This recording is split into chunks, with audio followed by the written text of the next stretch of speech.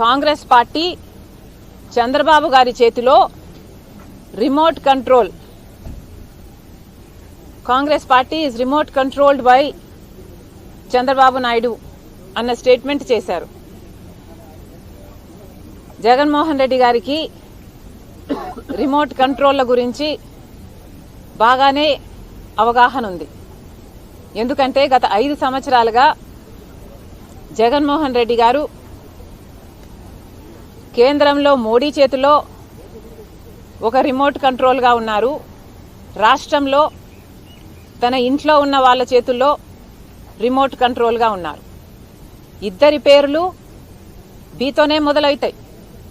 BJP అయినా ఇంట్లో ఉన్న వాళ్ళైనా.